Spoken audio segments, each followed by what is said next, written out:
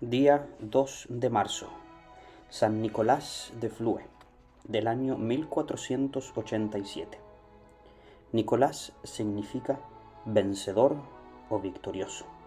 Este santo fue de un pueblo de Suiza. Es uno de los santos más famosos y más estimados de aquel país. Desde cuando era muy pequeño, su madre lo hizo pertenecer a una asociación piadosa llamada Los Amigos de Dios, y aquella institución lo enfervorizó mucho porque recomendaba a sus integrantes que meditaran frecuentemente en la pasión y muerte de Jesús y que se esforzaran por vivir como dignos seguidores de Cristo. Y así creció el pequeño Nicolás.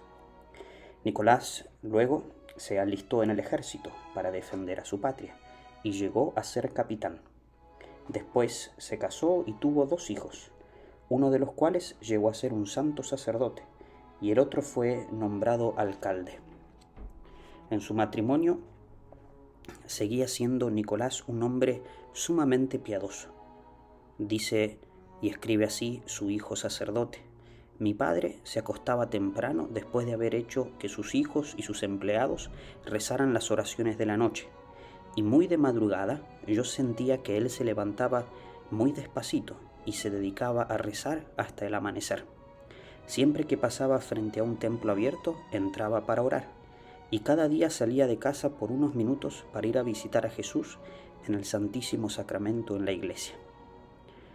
Cuando Nicolás tenía 50 años, sintió una inspiración de Dios para dejar sus empleos oficiales y sus comodidades e irse a orar y a meditar en la soledad. De acuerdo y con el permiso de su santa esposa, se vistió de monje y se fue a una soledad a dedicarse a la oración y a la meditación. Quiso irse a otro país, pero cuando iba llegando a la frontera se encontró con un campesino que también pertenecía a la asociación Amigos de Dios, el cual le dijo que debía quedarse en su propia patria rezando y haciendo penitencia por sus paisanos. Nicolás estaba indeciso, pero entonces se desató una tormenta tan espantosa en el camino por donde él iba, que caían rayos tan tremendos allí adelante, que consideró todo esto como una señal de Dios y se volvió a seguir viviendo en su tierra. Por el camino sufrió un cólico con unos dolores de estómago tan espantosos que creyó que iba a morir. Se encomendó a Dios y el mal desapareció, pero desde ese día perdió por completo el apetito y en adelante vivió de tal manera sin comer ni beber casi nada, que nadie lograba explicarse cómo podía vivir así. Se fue a una alta montaña junto a un nacedero de agua y allí, en una cueva, pasó sus últimos 19 años, rezando, meditando y haciendo penitencia. Desde la madrugada hasta la 1 de la tarde se dedicaba a orar y a meditar.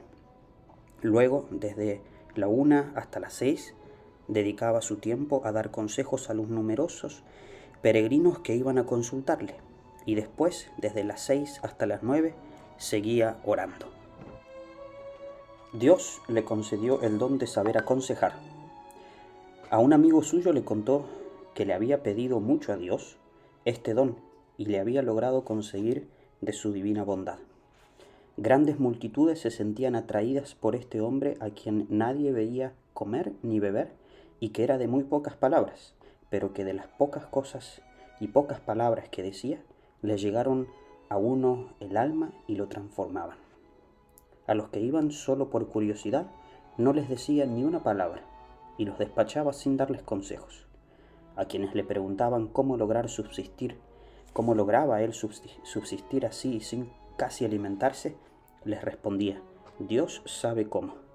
Las autoridades ponían detectives en los caminos para averiguar quién les llevaba alimentos, pero no encontraban a nadie.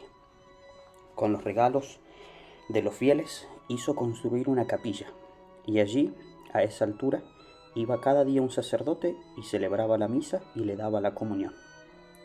Los distintos partidos y estados de Suiza estaban tremendamente divididos y existía el peligro de que se desatara una sangrienta guerra civil en el país. Nadie los lograba poner de acuerdo. Al fin, a algunos se les ocurrió que llamaran a Nicolás. Este bajó de la montaña y de tal manera supo aconsejar sumamente bien a los unos y a los otros que se logró firmar la paz y se evitó la guerra entre los paisanos. El Senado de la Nación dio un decreto alabando a Nicolás y dándole gracias por su mediación, y allí se dice: este hombre de Dios recomienda a todos la paz y la logra conseguir. Nicolás volvió a su montaña a orar, meditar y aconsejar, y el día en que cumplió sus 70 años murió plácidamente. Desde entonces los católicos de Suiza lo consideran como santo y empezaron a conseguir favores del Señor encomendándose a este su santo paisano. El sumo pontífice lo declaró santo y nosotros le pedimos al buen San Nicolás que nos consiga de Dios el don de saber aconsejar bien y de ser instrumentos que lleven la paz a los demás, y que en nuestros países no haya más violencia, sino amor verdadero de buenos hermanos entre los paisanos.